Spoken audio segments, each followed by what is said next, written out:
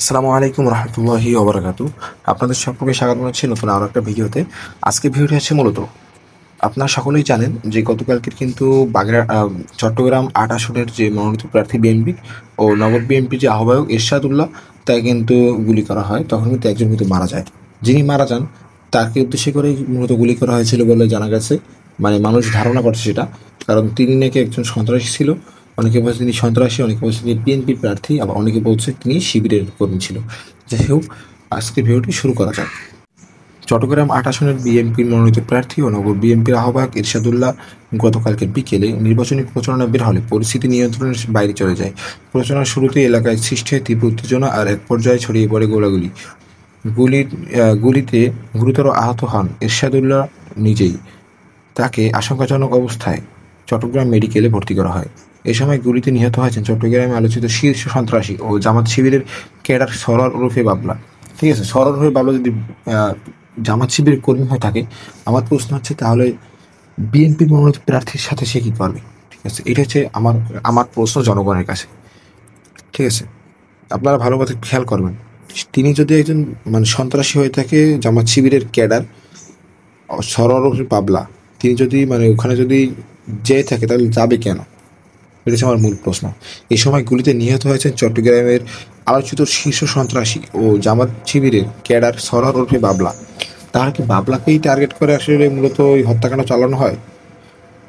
স্থানীয় সূত্রে জানা গেছে এই সরোয়ার বাবলা দীর্ঘদিন ধরে বিএনপির নেতা এরশাদুল্লাহ এলাকায় কাজ করেছে। এরশাদুল্লাহর হয়ে এলাকায় কাজ করেছে, তার মানে কি বিএনপির যে মনোনীত প্রার্থী এরশাদুল্লাহ তার সাথে কাজ করেছে।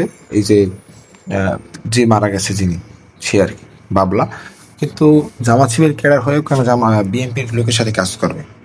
এটা হচ্ছে আরেকটা প্রশ্ন। প্রথম প্রশ্নের উত্তর পাইছি যে কেন সে ও জায়গায় কি করছে। পরবর্তী জানা গেছে যে সে ওনার হয়ে কাজ করছে, কিন্তু ওনার হয়ে কাজ করবে কেন? একজন জামাত শিবিরের ক্যাডার কেন কাজ করবে? একজন সন্ত্রাসী নাকি তিনি তিনি কেন কাজ করবে? এখানে 2016 সালের একটি ছবি পাওয়া গেছে একটা ওয়েবসাইটের। ঠিক আছে, শিবির ক্যাডার সরোয়ার ম্যাকসন মানিকের মামলায় ফের যুক্তিতর্কে। ঠিক আছে, এখানে একটি ছবি পাওয়া গেছে 2016 সালের 27শে জুলাই। এরপরে আরেকটি ছবি, এটা হচ্ছে 2020 সালের 11ই ফেব্রুয়ারি। 11 দিনে পাসপোর্ট পেয়েছিলেন শিবির সন্ত্রাসী সরোয়ার। এই সরোয়ারই কিন্তু বাবলা। ঠিক আছে, এরপর আরেকটা ছবি পাওয়া গেছে চট্টগ্রামে কোটা সংস্কার আন্দোলন ঘিরে সহিংসতা, শিবির ক্যাডার সাজ্জাদের সহযোগী দুর্ধর্ষ সন্ত্রাসী সরোয়ার গ্রেফতার। ঠিক আছে, চট্টগ্রাম শিবির ক্যাডার সরোয়ার প্রকাশ বাবলাকে গ্রেপ্তার করেছে পুলিশ। এ সময় তার কাছে থাকা বাবুল নামে এক সহযোগীও গ্রেপ্তার করা হয়। এটা কিন্তু আগের পোস্ট। এটা হচ্ছে আপনার 27শে জুলাই 2024 সালে, যখন আন্দোলন চলে তখন। বিএনপি নেতা এরশাদুল্লাহর সঙ্গে গুলিবিদ্ধ সরোয়ার বাবলার মৃত্যু, এটা হচ্ছে গতকালকে। যাই হোক, এই ছিল আজকের ভিডিও। এখানে কিন্তু অনেক অনেক প্রশ্ন আছে, যে প্রশ্নের কোনো উত্তর এখন পর্যন্ত পাওয়া যায়নি। পুলিশ তদন্ত সাপেক্ষে তদন্ত করার পরে এই সকল তথ্যের মানে মানে আমাদের যত প্রশ্ন আছে সব প্রশ্নের উত্তর দিয়ে পাওয়া যাবে আর কি।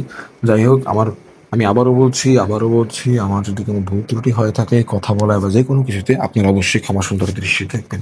সকলকে ধন্যবাদ। আসসালামু আলাইকুম রহমতুল্লাহি।